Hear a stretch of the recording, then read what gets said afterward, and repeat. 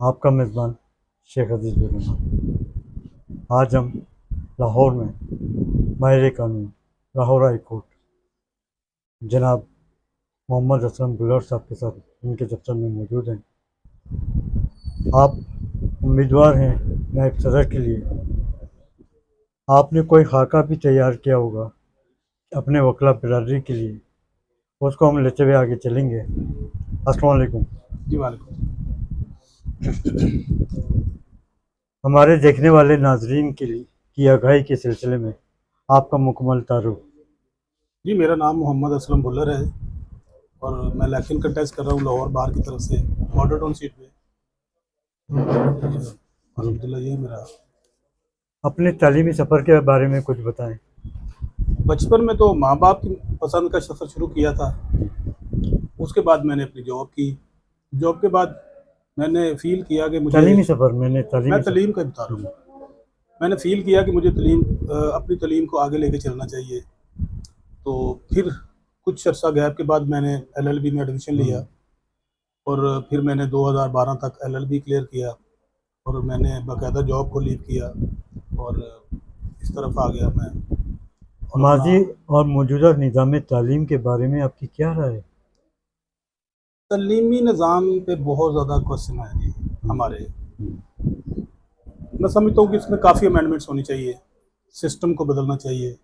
हमारा जो Lord Macaulay का सिस्टम है वो 150 साल पुराना है। तो अब दौरे जिद्दत के साथ हमें भी बदलना पड़ेगा। हमारे बच्चों के लिए जो दुनिया में फैसिलिटीज़ आई हैं उनको रोशनास करवाना चाहिए बच्चों को। हमारे जो तलीम याफ्ता लोग हैं उनको तो ये नहीं पता कि वो बैंक में जाके अकाउंट कैसे ओपन करवाएंगे, वो एयर टिकट कैसे बुक करवाएंगे। उसके लिए हर मामले में आपको एजेंट हायर करना पड़ते हैं।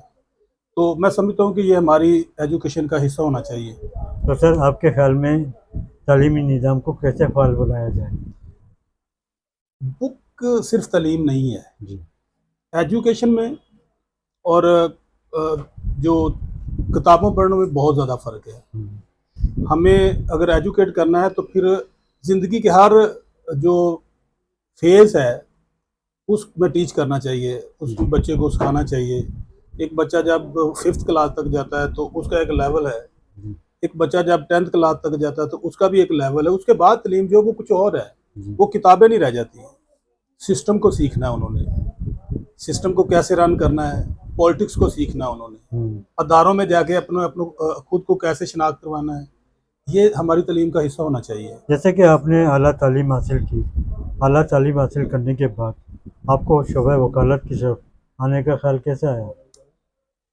मैं समझता हूँ कि अगर आपने सोसाइटी में कुछ करना है, अगर आपका माइंड है कि आपने दुनिया में आँख इसलिए नहीं खोली कि आपने बस पैदा होना है, एक नौकरी करनी है और मर जाना है, तो ये आपकी कामयाबी नहीं है। निज़ाम को बदलने के लिए खुद को कुछ करना आपको पड़ेगा। उसके लिए जी, सिस्टम में जो तलीम है वो भी आपने हासिल करनी है जी, और उसके बाद सिस्टम का हिस्सा बनने के लिए सिस्टम के साथ आपने जुड़ना भी है। मैं समझता था कि अगर मैंने अपने मुल्क के लिए कुछ करना है तो फिर मुझे भी कोई ना कोई ऐसा फील्ड में जाना पड़ेगा जिसमें मुझे कुछ अख्तियार मिले। अल्हम्दुलिल्लाह जो हमारी बाहर है वो बाख्तियार है, काफ़ी ज़्यादा पावर्स हैं। अगर हम चाहें तो अपनी सोसाइटी के लिए बहुत कुछ कर सकते हैं। बस यही सोच के मैंने बाहर में कदम रखा। आपने बार का जिक्र किया है। बार और बेंच के दरमियान फ़र्क पाया जा रहा है। आपने ऐसा कौन सा खाका तैयार किया है जिससे बार और बेंच के तसादात को कम किया जाए? मुझे नहीं लगता कि हमारा बार और बेंच में कोई तजाद है। अल्हम्दुलिल्लाह हम हमेशा अपनी बेंच के साथ खड़े होते हैं, कभी भी ऐसा नहीं हुआ कि हम अपने बेंच के खिलाफ जाएं। बस कुछ जो छोटी छोटी गलतियां होती हैं, वो इंसान है ना, जी, तो इंसान गलतियां कर जाता है।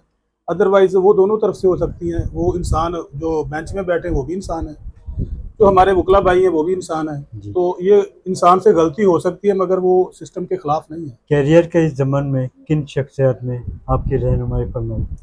अल्हम्दुलिल्लाह जी, सबसे पहले उस्ताद होते हैं कबीर चौधरी साहब। उन्होंने मुझे बहुत मोटिवेट किया मेरी तलीम में भी। उसके बाद जब मैं वकालत में आया उसमें भी, अब मैं पॉलिटिक्स में हूँ तो जी, अल्हम्दुलिल्लाह अब मुझे सपोर्ट कर रहे हैं। लियाकत शमसी साहब, वो हमारे मुमार हैं। असफ़र शमसी साहब, उन्होंने हमें इस फील्ड में बहुत सपोर्ट किया। میں سمجھتا ہوں کہ یہ وہ شخصیت ہیں جن کی سپورٹ سے آج میں یہاں بیٹھا ہوا ہوں۔ سر وکالت کے پیشے کو پروفیشنل شعبہ کہا جاتا ہے، ایسا کیا ہوا اس شعبے میں اور اس شعبے کی عزت میں کمی ہے؟ یہ بہت بڑی بات آپ نے کر دی ہے، اس میں ہمارا قصور اتنا ہے نہیں جی بس یہ آپ سمجھ لیں کہ کچھ نہ کچھ اس میں گڑبڑ ہوئی ہے۔ جی ساری باتیں کرنے کے لیے نہیں ہوتی، کچھ سمجھنے کے لیے بھی ہوتی ہیں۔ آپ ایک پروفیشنل وکیل ہیں، ایک پروفیشنل وکیل اپنے کلائنٹ کے مقدمے کے موقع پر تحقیق اور مطالعے کے تحت عدالتوں میں پیش ہوتے ہیں، لیکن آج کل کے وکلا میں ایسی جرت نہیں پائی جاتی، اس کی وجہ کیا ہے؟ نہیں، بات جرت کی نہیں ہے، بات آپ کی محنت کی ہے۔ جو اپنا کیس پریپیئر کر کے جاتے ہیں، جو اپنے سائل کی پوری داد رسی کے لیے جاتے ہیں، وہ اپنے کیس کو پڑھتے ہیں، ریلیونٹ لا کو پڑھتے ہیں، فیکٹ کو وہ پیروز کرتے ہیں، پھر جا کے عدالت کو اسسٹ کرتے ہیں۔ اور جو دیکھیں، عدالت کو ہم نے اسسٹ کرنا ہوتا ہے، فیصلہ عدالت نے کرنا ہوتا ہے، لا بھی انہوں نے دیکھنا ہوتا ہے، فیکچوئل کنڈیشن بھی دیکھنی ہوتی ہے، ہمارے آرگومنٹس کو بھی دیکھنا ہوتا ہے۔ تو اس میں ہر بندے کی اپنی اپنی محنت ہے، جو اچھی محنت کرتا ہے اللہ ان کو نام دیتا ہے، ان کو مقام دیتا ہے، اور جو آپ کے سوال کے مطابق اتنی زیادہ محنت نہیں کرتے، جی وہ پھر اس لیول پہ نہیں پہنچ سکتے۔ سر ماضی سے مافیا گروپ عدالتوں میں اپنی منمانیاں کرتا چلا آ رہا ہے، عدالتی نظام بری طرح متاثر، جج صاحبان پریشرائز ہو کر غلط فیصلے کرنے پر مجبور ہیں۔ آپ کے خیال میں مافیا گروپ کو کیسے روکا جائے؟ پہلے آپ مافیا گروپ بتائیں، آپ کس کو کہنا چاہتے ہیں؟ اسٹیبلشمنٹ۔ اگر آپ اسٹیبلشمنٹ کو مافیا کہتے ہیں تو میں تو نہیں اس کو مافیا کہوں گا۔ Establishment is a part of country, اس کے بغیر کیا ہم چل سکتے ہیں؟ ہاں، یہ جو بات ہے مافیا کی لوکل لیول پہ آپ کہتے ہیں، وہ ان پہ تھوڑا سا کوشچن پہ کچھ نہ کچھ آنسر ہو سکتا ہے، تو ایسا باقی کچھ نہیں ہے۔ ہمارے وکلا دوست جو ہیں وہ انتہائی پروفیشنل ہیں۔ کیا آپ کی نظر میں یہ جو فیصلے کیے جا رہے ہیں، عالیہ نیلم کا کیس دیکھ لیں یا یہ افریدی صاحب کو نومینیٹ کیا ہے، آج ہی آرڈر میں صبح 9 بجے پریزیڈنٹ صاحب نے آرڈر کیے ہیں، آپ کیا سمجھتے ہیں اس سے عدلیہ کو نیچا دکھانے کی کوشش کی جا رہی ہے؟ نہیں، ایسا نہیں ہے۔ دیکھیں، آپ ہسٹری میں جائیں تو ملک کے مفاد کے لیے جب فیصلے کیے جاتے ہیں تو کچھ شخصیت کو شفل کیا جا سکتا ہے۔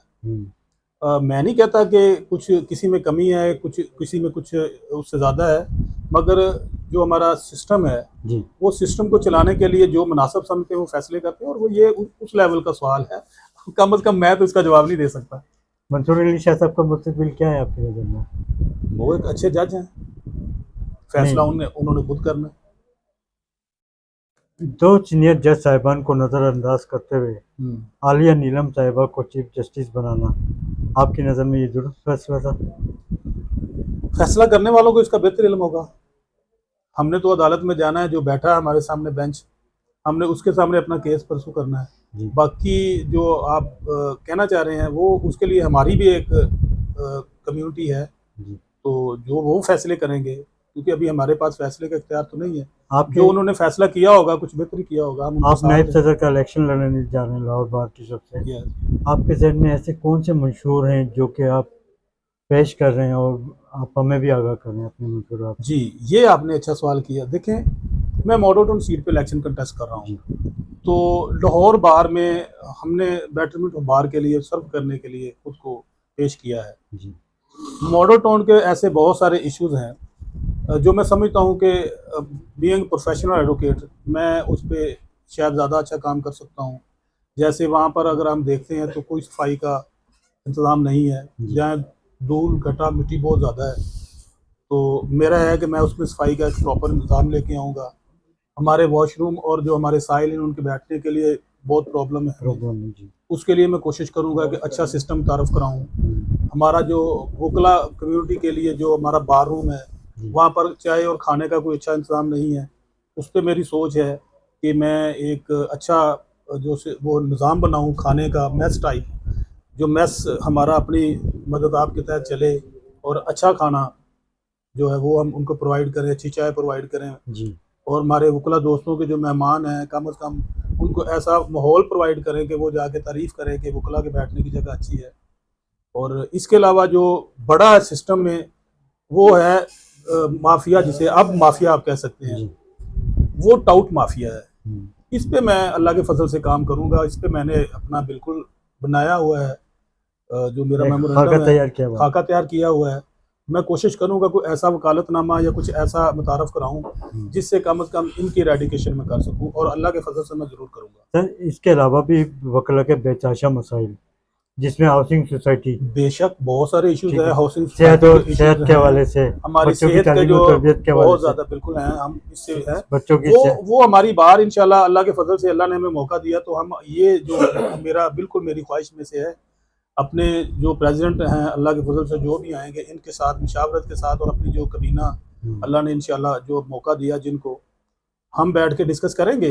अल्लाह के फजल से अगर अल्लाह हमें इज्जत देता है तो कोशिश करेंगे एक ऐसा टन्योर गुजार के जाएं कि आने वाले दोस्त कम अज़ कम हमें फॉलो करना शुरू करें। ये हमारी ख्वाहिश होगी कि सिस्टम में बेहतरी के लिए वो हमें फॉलो करें, और एक नए तरीके से हम नए अंदाज से लाहौर बार की जो मैनेजमेंट है उसको साथ लेके चलते हुए सेहत के और एजुकेशन के, और जो हमारे दोस्त बच्चों की के जो तालीम और मामलात तरबियत के हैं, हवाले से। जी जी, उसमें ज़्यादा से ज़्यादा जो बेहतर कर सकते हैं वो इंशाल्लाह करें। तो इंशाल्लाह अपनी बार के साथ मिलके जो हम कर सकते हो वो ज़रूर करेंगे।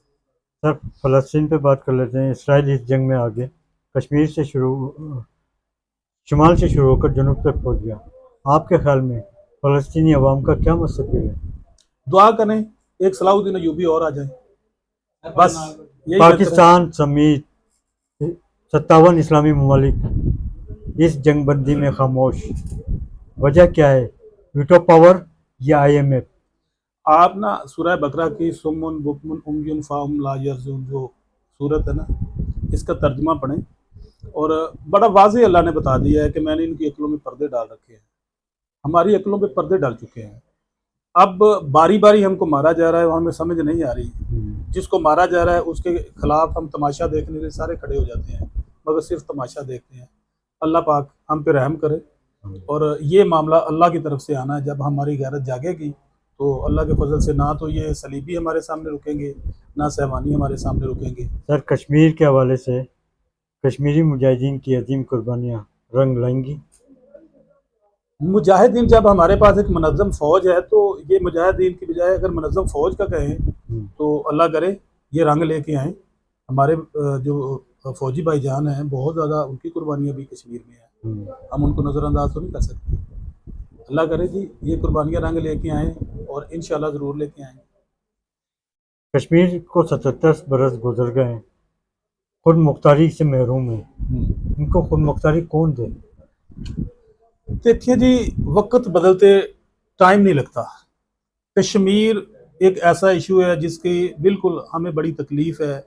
हमारी ख्वाहिश है, कश्मीरियों ने जो फ़ैसला किया था पाकिस्तान के साथ इल्हाक़ करने का, तो हम समझते हैं कि शायद अभी तक हम वो उनकी ख्वाहिश को पूरा नहीं कर पाए। क्या कमज़ोरियाँ हैं ये तो वही जानते हैं जिनको इनका पता है, लेकिन मेरी ख्वाहिश है कि कश्मीर पे जो ये जुल्म ज़बर हो रहा है, जो मैं कश्मीर पे मैंने देखा है LOC पे जाके, 2 रातें गुजार के मैंने देखा है कि वहाँ के जो लोग हैं उनके उनमें घुल मिल के मैंने देखा है कि वो किस तरह से वो दरिया के दूसरी तरफ वाले अपने कश्मीरी भाइयों के लिए वो तड़पते हैं। तो बड़ी तकलीफ़ हुई थी मुझे उस वक़्त। सर कश्मीर के 77 बरस कश्मीर में योम तासीस जारी, शुहदाए कश्मीर और कश्मीरियों को खराज तहसीन पेश करने के लिए आपका पैगाम। हम अपने कश्मीरी भाइयों के साथ खड़े हैं, और मेरी ख्वाहिश है कि उनको वो वाली लाइफ मिलनी चाहिए जिसके वो मुस्तहक हैं, जो उनकी ख्वाहिश है। कश्मीर दुनिया पे अल्लाह ने एक जन्नत बनाई है, तो जन्नत को जहन्नम नहीं बनाना चाहिए, वो जन्नत ही होनी चाहिए। मेरी ख्वाहिश है कि अल्लाह पाक इसको जन्नत बना दे। सर कश्मीर और फ़लस्तीन के हवाले से हुकूमत से वक्त को कोई पैगाम देना चाहेंगे आप? हुकूमत वक़्त से मेरी ये इस्तदा है कि कश्मीरी और फ़लस्तीनी भाइयों के लिए वो खड़े हों और अपनी आवाज़ बुलंद करें, बावकार आवाज़ बुलंद करें।